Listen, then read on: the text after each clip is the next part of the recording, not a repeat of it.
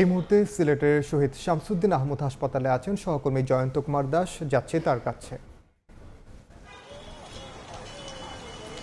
দেখুন, সময় যত যাচ্ছে সিলেটে হাম পরিস্থিতি ততটাই উদ্বেগ বাড়াচ্ছে। সময় বাড়ার সাথে সাথে মৃত্যুর সংখ্যাও কিন্তু বাড়ছে। সিলেট শহীদ শামসুদ্দিন আহমদ হাসপাতালে আছি আমি এখন পর্যন্ত সিলেট বিভাগে হাম ও হামের উপসর্গ নিয়ে ২৭ জন শিশুর মৃত্যু হয়েছে এবং বর্তমানে সিলেটের বিভিন্ন হাসপাতালে ২৬৮ জন হাম ও হামের উপসর্গ নিয়ে ভর্তি রয়েছেন। তারা বিভিন্ন হাসপাতালে চিকিৎসা নিচ্ছেন। যে হাসপাতালে এই মুহূর্তে রয়েছে সিলেট শহীদ শামসুদ্দিন আহমদ হাসপাতাল, এই হাসপাতালের শয্যা সংখ্যা হচ্ছে মাত্র ১০০।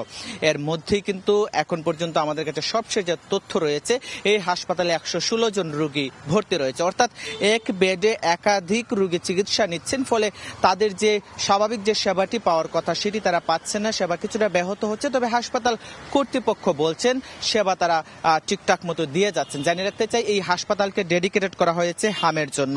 এছাড়াও সিলেট ওসমানী মেডিকেল কলেজ হাসপাতাল রয়েছে, সেখানেও হামের চিকিৎসা দেওয়া হচ্ছে। সেখানের ৩২ নম্বর ওয়ার্ডকে কিন্তু হামের জন্য ডেডিকেটেড করা হয়েছে। তবে ওসমানী মেডিকেল কলেজ হাসপাতালে 10টি PICU এবং সিলেট শহীদ শামসুদ্দিন আহমদ হাসপাতালে 6টি HDU রাখা হয়েছে। তবে যে হারে সংক্রমণ বাড়ছে, যে হারে রোগী ভর্তি হচ্ছে, সেই হারে কিন্তু এই ICUরও কিন্তু সংকট রয়েছে, এমনটাই বলছেন স্বজনরা।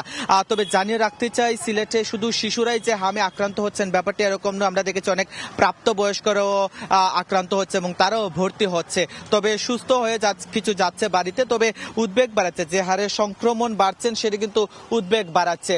সিভিল সার্জন বলছিলেন আজকেই তারা জেলা পর্যায়ে সব টিকা শেষ হবে। সিলেট সিটি কর্পোরেশন আগামী ২০ তারিখ পর্যন্ত তাদের টিকা কার্যক্রম চালিয়ে যাবেন। এই ছিল আমার কাছে সিলেটের হাম পরিস্থিতির সবশেষ তথ্য। সরাসরি যুক্ত ছিলাম সিলেটে।